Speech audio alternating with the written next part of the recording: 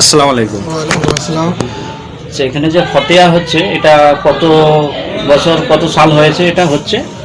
Yusuf sir রহমতুল্লাহ যিনি আছেন উনি ওফাত করেছেন 1914 সালে ব্রিটিশ পিরিয়ডে। তা আমরা হচ্ছে ওনার চতুর্থ জেনারেশন। তা ব্রিটিশ যখন দেশ ভাগ হয় 1948 সালে, তখন কিছু পার্টিশনের দরুন কিছু পিঁড়ি আমাদের বাংলাদেশ চলে যায় আর আমাদের কিছু পিঁড়ি এখানে রয়ে যায়। ওই জন্য আজকের ডেটে সেম ডেটে বাংলাদেশেও এই ওরসটা চলছে। ওখানে ইউসুফ স্যার রহমতুল্লাহ নামে একটা মার্কেট আছে, মার্কেটের ছাদে ওটা ওরসটা হয়। আমি একবার গিয়ে দেখে এসেছিলাম এবং আজকের ডেটে ওখানে ওটা পালন করা হচ্ছে।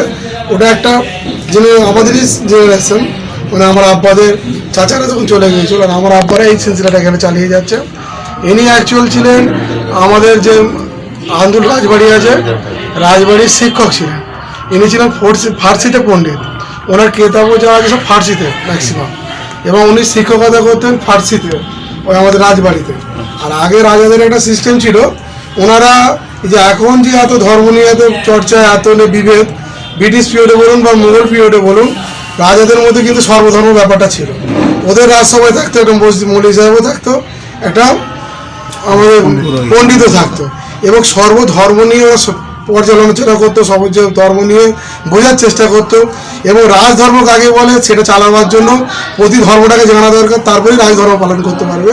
সেই জন্য রাজধর্মটা বোঝার চেষ্টা করতো।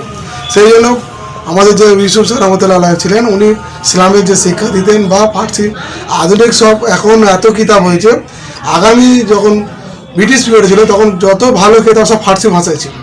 এবং ফরাসিরা যখন আমাদের দেশ শাসন করেছিল ওটা ব্রিটিশদের থেকেও আগে, এবং আমাদের বলা হয় যে ফরাসিরা ইংরেজদের থেকে বেশি উন্নত।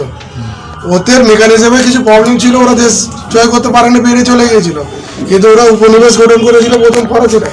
সেই জন্য যত আমাদের অ্যারাবিক ট্রান্সলেশন হয়েছে প্রথম ফরাসিতে, ফরাসির পরে এই উর্দু, তারপরে বাংলা যেগুলো এসছে, কিন্তু আমাদের আসল কেতাব সব ফরাসিতে আছে। এবং ওনার নিজস্ব কেতাব আমাদের ঘরেও কিছু আছে, আর আব্বাও কিছু সংরক্ষণ করে রেখে গেছেন।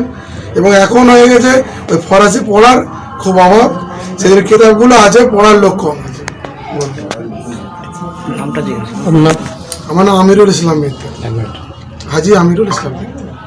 আচ্ছা, আপনার আব্বাজির নাম? হাজি নুর মিত্র। শুরু হয়েছে।